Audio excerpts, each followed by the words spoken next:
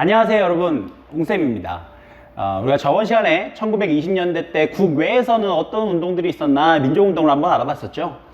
오늘 배울 거는요, 우리가 1910년대, 1920년대 여러 가지 운동들이 벌어지고 또 일본은 한국을, 한반도를 어떻게 통치했는가를 한번 지금까지 알아봤습니다. 오늘은 1930년대 때 일본이 우리나라를 통치하는 스타일이 또 한번 변화가 되는데요. 그 변화된 모습을 한번 배워보는 시간을 가져보도록 하겠습니다. 오늘 일본이 그 1930년대 우리 한반도를 다스리던 정책의 부분을 생각해 보니까 이런 거예요. 한국인의 여러 가지 자원이랑 여러 가지 사람들 같은 것들을 뺏어서 자기들 원하는 데다 쓰려고 막 이렇게 수탈해 가는 모습인데요.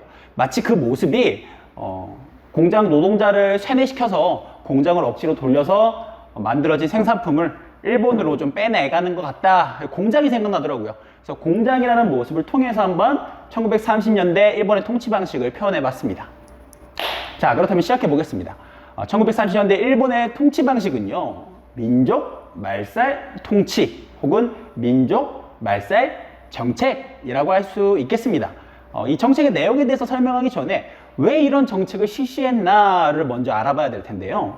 1931년이 되면 드디어 일본은 예전부터 일본이 갈망하던 땅덩어리가 있죠. 걔네들은 섬나라라는 약간 열등감이 있기 때문에 저 대륙으로 나아가고 싶어 합니다. 예전에 임진왜란 때도 그랬고요. 그래서 1931년에 드디어 일본은 우리 한인들이 많이 모여 살고 독립군부대도 활동하는 만주 지역을 침략하기 시작합니다. 이 만주 지역을 침략함과 동시에 중국과는 사이가 점점 안 좋아져서 결국 1937년에는 중국과 일본 사이에 전면전이 벌어지기도 합니다. 중국이 막 전쟁을 벌이고 일본도 전쟁을 벌이는데 중국이라는 땅덩어리가 워낙에 물건도 많이 나오고 사람도 많이 있다 보니까 전 세계에 힘이 강하다는 국가들이 다 중국의 이익에 한 발을 다 얹혀놓고 있는 거예요. 왜냐면 먹을 게 너무 많으니까. 엄청난 잔치상이니까 거기다가 손을 다 얹혀놓고 있었는데 일본이라는 작자들이 지들이 중국을 다 먹겠다고 중국이랑 막 싸우는 거예요. 그러다 보니까 전쟁 지역이 되는 지역에 있었던 여러 다른 국가들의 회사라든가 자본들이 제대로 지켜지지 않았고요. 그래서 여러 이권들이 일본과의 중국과의 전쟁으로 인해서 여러 다양한 국가들의 이권이 침해받으니까 워낙에 일본에 대한 이렇게 지지를 하고 있었던 다양한 국가들도 일본에 대해서 조금 안 좋은 태도를 가지기 시작합니다. 그 중에 대표적인 국가가 바로 미국이었습니다. 이 미국은요, 중국과 일본과의 전쟁을 좀 그만해라. 우리 중국에 대한 미국의 이권이 많이 침탈당하니까 그만해라 라고 이제 꼭 겁박을 합니다. 처음에 일본이 그래도 할 거예요, 그래도 할게요 하다가 이 미국이 드디어 참을성의 한계를 뛰어넘어서요, 일본에 대해서 너 이제부터 중국이랑 계속 전쟁하면 너에 대해서 기름을 수출하는 것을 금지시킬 거야 라는 말을 건네게 됩니다. 이 기름은요, 일본이 가지고 있는 땅덩어리에서 나오지 않았기 때문에요, 여러 가지 전차라든가 비행기, 또 항공기, 또 공장을 돌리려면 꼭 필요한 원료 중에 하나였습니다. 이런 중요한 원료가 공급이 이제 불가능해질 수 있는 위기 상황에서요, 일본 두 가지 중에 선택해야 됐죠. 하나, 중국과의 전쟁을 끝내고 미국에 대해서 죄송하다고 사과를 하면서 다시 한번 원유에 대한, 기름에 대한 수요를 이제 공급을 안정시키는 거고요. 바로 두 번째는요, 이 미국과도 전쟁을 해버리는 거예요. 들이받는 거죠. 이 당시 일본은 정상적인 판단을 할 수 없는 완전 군부 독재 체제였기 때문에 결국 이 일본은요, 겉으로는 미국과 친한 척하면서 몰래 대규모 함대를 하와이, 진주만이라고도 합니다. 그 지역으로 보내서 미국을 기습 공격하기 시작합니다. 당시 세계 최강국이었던 미국을요. 이 전쟁을 아시아 태평양 전쟁이라고 합니다. 1941년이요. 엄청나죠? 이 전쟁을 시작으로요, 일본은 당시 세계 2차 세계대전을 이끌었던, 터뜨리게 했던 독일의 히틀러와 손을 잡고요, 이탈리아의 무솔리니와 또 손을 잡고 전 세계를 전쟁의 구렁텅이로 몰고 가는 침략자로 변모하게 됩니다. 그러니까 이런 상황 속에서요, 뭐가 문제냐면요, 전쟁의 범위가 점점 넓어지고요, 중국 전역에서 전쟁을 벌이는데 이번에 저쪽에 있는 태평양 하와이까지 가서 전쟁을 벌인단 말이에요. 그러다 보니까 일본이 전쟁에 쓸 여러 가지 원료라든가 전쟁에 나가서 싸울 군인의 숫자가 점점 부족해지기 시작합니다. 그럼 어떻게 해야 되나요? 일본 본토에서 더 이상 뽑아낼 게 없어. 자원이 말라갔어요. 뭐 어떻게 해야 되죠? 그렇죠. 바로 한반도에서 뽑아내야 됩니다. 자, 근데 여기서 문제가 있습니다. 일본인들의 전쟁이잖아요. 근데 일본인들이 전쟁을 하다가 갑자기 한국인 보고, 야, 우리 세계 최강국 미국이랑 싸우는데 네가 일본의 군인으로 참전해서 같이 싸워 라고 하면, 여러분 같으면 나라 이런 것도 서러워 죽겠는데 저 일본이 미국이랑 싸우래. 싸우시겠습니까? 안 싸우죠. 당연히 안 싸웁니다. 왜냐? 우리는 한국인이고 쟤는 일본인이니까. 이걸 뭐라 그러냐? 민족성이라 그래요. 우리는 한국인이야. 우리는 김치를 좋아하고 한복을 입어. 라는 정체성 있죠? 한국인으로서의 정체성. 이것이 일본이 한반도의 자원을 여러 가지 뽑아내는데 걸림돌이 됐었단 말입니다. 그래서 그러한 한국인으로서의 자각, 한국인으로서의 정체성을 없애기 위해서 우리의 민족성을 사라지게 만들어내죠. 바로 이걸 말살이라고 합니다. 그래서 이때 당시에 정책을 민족 말살 정책이라고 부르고 있습니다. 그럼 우리의 정체성을 없애기 위해서 어떤 일을 했느냐? 첫 번째, 황국신민서사를 암송하는 걸 강요하게 됩니다. 이 황국신민서사는요, 내가 일본 천황의 신민으로서 어떠한 마음가짐을 가지고 있는지 막 매번 외우는 거예요. 학교 시간에도 억지로 암송하게 시키고요. 지금으로 따지자면, 굳이 따지자면 이런 거겠네요. 나는 자랑스러운 태극기 앞에 이렇게 하는 거 있죠? 그런 거 일본 천황을 대상으로 계속 외우게 하는 겁니다. 충성을 바치겠다고 억지로 세뇌시키는 거죠.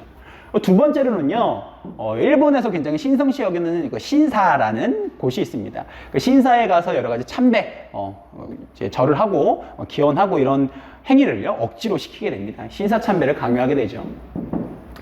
그리고 여러분, 우리가 한국인으로서의 정체성을 정확하게 많이 느끼게 하는 게 뭐냐면 한국어죠. 우리가 지금 한국어로 얘기하고 있지 않습니까? 일본 사람은 일본어, 한국 사람은 한국어. 그러니까 한국어를 쓰면 안 돼요. 그래서 학교에서 한국어 사용이 금지되게 됩니다. 그리고 매 정해진 시간대마다요, 일본 천황이 살고 있는 곳을 바라보면서 내 허리와 내 배를 숙인다. 이걸 궁성요배라고 해요. 천황이 살고 있는 궁궐 쪽으로 내 허리와 배를 숙여서 절을 한다. 바로 궁성요배를 강요하게 됩니다. 너희는 한국인이 아니라 일본 천황이 다스리는 신민으로서 일본인이다 라고 자꾸 강요하게 되는 거죠. 또 지금 선생님 백수 됐겠죠. 한국사를 가르칠 수가 없을 겁니다. 을지문덕, 이순신, 세종대왕, 한국인으로서의 자각심을 높여주는 위인들이시죠. 그런 분들을 가르칠 수 없도록 한국사가 금지되게 됩니다. 그리고 마지막으로 우리의 이름 있죠. 선생님은 한세웅이라는 이름을 가지고 있는데, 한세웅이라는 이름은 한글을 쓴 한국 이름이죠. 이것도 없애야 됩니다.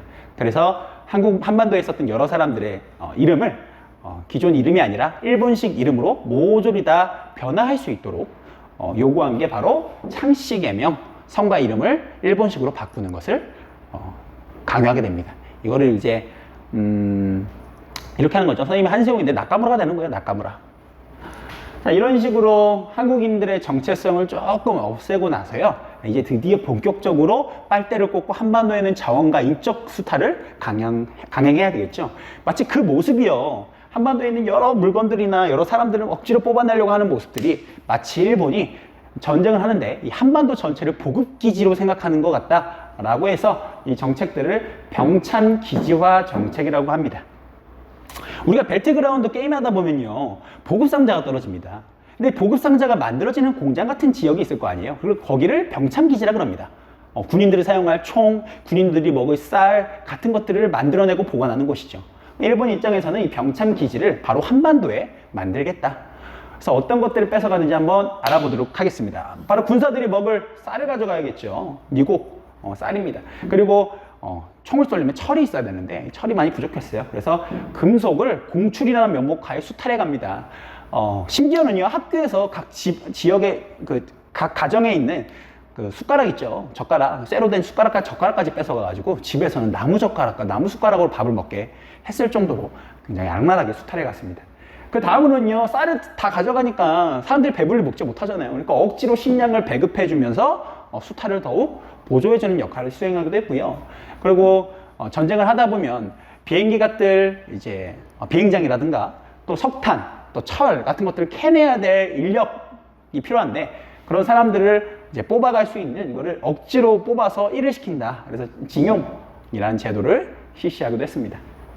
그리고 그 이전에는요, 군사를 한반도에서 이제 전쟁할 군인들을 뽑을 때는요, 일본을 위해서 싸우고 싶은 사람들만 손들어 라고 해서 지원을 받았어요. 이걸 지원병자라고 합니다.